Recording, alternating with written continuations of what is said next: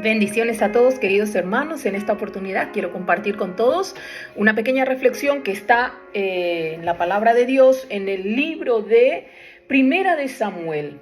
El capítulo 1 habla del nacimiento de Samuel. Y yo quiero leer en concreto el versículo 9. Y dice la palabra de Dios, honrando al Padre, al Hijo y al Espíritu Santo: y se levantó Ana después de que hubo comido y bebido en Silo. Y mientras el sacerdote Elí estaba sentado en una silla junto a un pilar del templo de Jehová, ella, con amargura del alma, oró a Jehová y lloró abundantemente. Amén a esta palabra. Este capítulo de Primera de Samuel habla del nacimiento de Samuel. Habla de cómo se produce ese embarazo a raíz de las oraciones de su madre. Habla de una mujer angustiada. Habla de una mujer infeliz porque dice que tenía amargura del alma. Habla de una mujer que deseaba tanto algo en concreto, que era tener un hijo. ¿Por qué? Porque la palabra de Dios cuenta que su esposo tenía dos mujeres. Penina, que tenía hijos, pero Ana no tenía hijos. Entonces habla de una estampa familiar.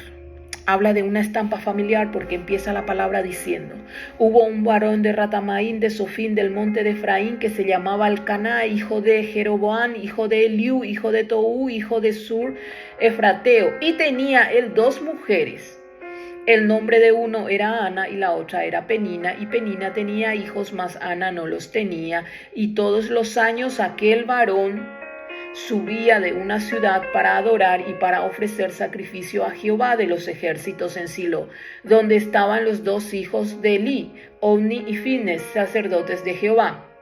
Y que cuando llegaba el día, Elcana ofrecía sacrificio y daba a Penina su mujer y a sus hijos, a todos unas partes iguales. Mas sin embargo a Ana, dice la palabra de Dios, que le daba una parte muy especial, la cual lo escogía él personalmente. ¿Por qué? Porque él amaba a Ana. Amaba a Ana a pesar de que Ana no le había dado hijos. Pero ella tenía esa necesidad de tener hijos.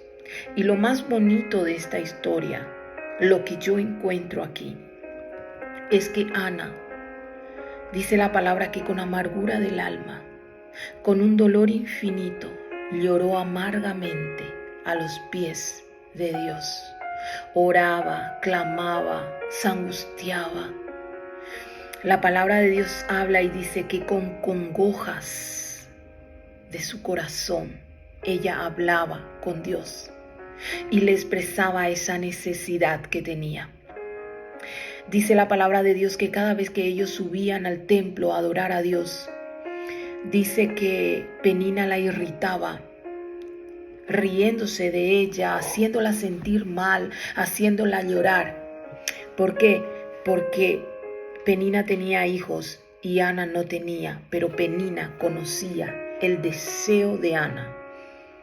Cuando el enemigo conoce tu deseo y ve que no lo puedes cumplir, ve que no lo puedes realizar, va a usar personas que se metan por ese lado para poder deprimirte, para poder desestabilizarte emocionalmente, espiritualmente.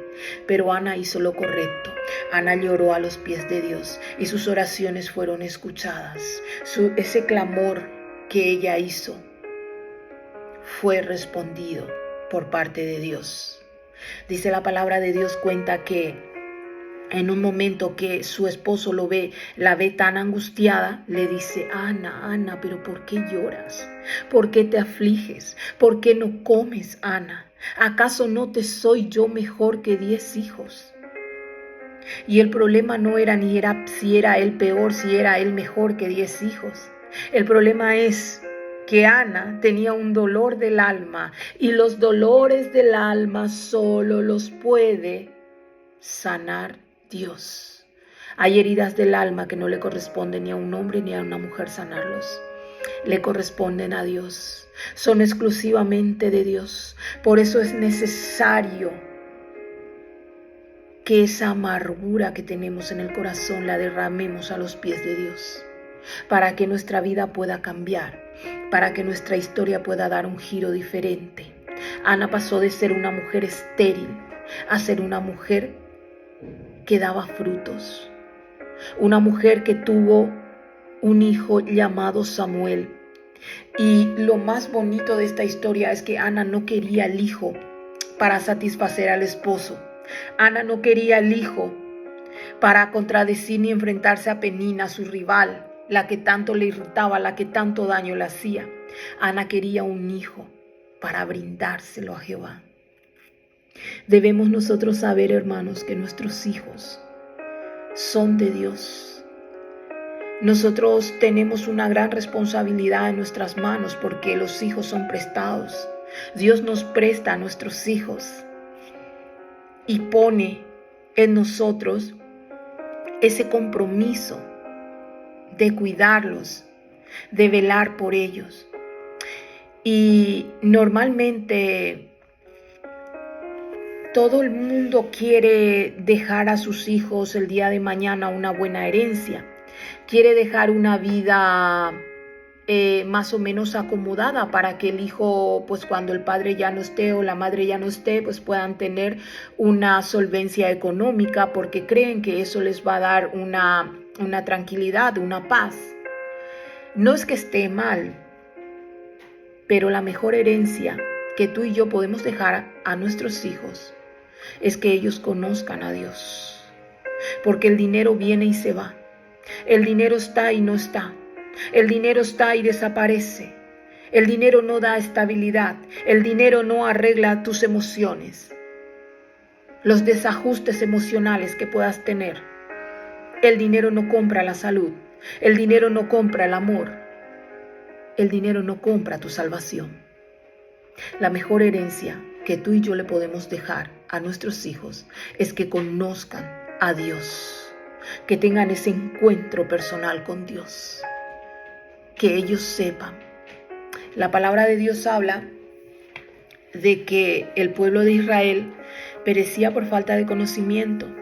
¿Por qué? Porque cuando ellos salieron de la esclavitud, salieron de Egipto, los mayores que habían salido, poco a poco iban pereciendo, iban muriendo, pero ellos no se encargaron de hablarles a sus hijos de ese Dios que los salvó de la esclavitud, de ese Dios que los liberó de mano de Faraón, de ese Dios que abrió el mar, de ese Dios que hizo camino donde no había, de ese Dios que los salvó del enemigo, de ese Dios que los alimentó en el desierto cuando nada había, que les dio agua en un desierto seco.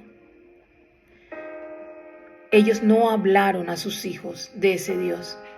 Y entonces esos hijos crecieron creyendo en cualquier cosa menos en el Dios verdadero. Que no nos suceda eso, hermanos. Está en nuestras manos, es nuestra responsabilidad hablarle a nuestros hijos de aquel Dios que un día nos sacó de Egipto, nos sacó de la prostitución, nos sacó de la drogadicción, nos sacó de la miseria, nos sacó de la tristeza, nos sacó de la depresión, nos sacó del lugar donde solo cada uno sabemos por qué servimos a Dios, por qué lo amamos, por qué lo adoramos. Es necesario que compartamos eso con nuestros hijos, que ellos sepan, para que el día de mañana ellos también puedan acudir y llorar a los pies de ese Dios que no solo escucha tus oraciones, sino que responde. Ana pasó de ser una mujer que no daba frutos a dar frutos, de ser una mujer que vivía amargada a cantar. Su lamento se convirtió en gozo. Dios es un Dios de promesa. Dios es un Dios de esperanza. Dios es un Dios especialista en hacer brotar cosas de lo seco, de lo estéril, en cambiar cualquier diagnóstico médico, en cambiar cualquier historia, cualquier rumbo. Dios es un Dios de sorpresa. Dios es un Dios todopoderoso. el único que puede hacer milagros en tu vida y en la mía. Esta palabra tiene un desenlace maravilloso. Dice la palabra de Dios, hermanos, que después de que Samuel fue destetado, dice que sube Ana al templo a adorar a Dios en el monte y dice: por este niño oraba yo, y Jehová me dio lo que le pedí. Yo pues lo dedico también a Jehová. Todos los días que viva será de Jehová. Y adoró allí Ana a Jehová. Adora a Dios en esta mañana. Dale gracias por todo aquello que te dio.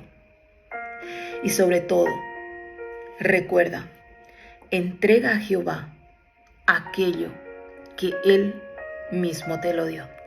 Amén. Bendiciones a todos.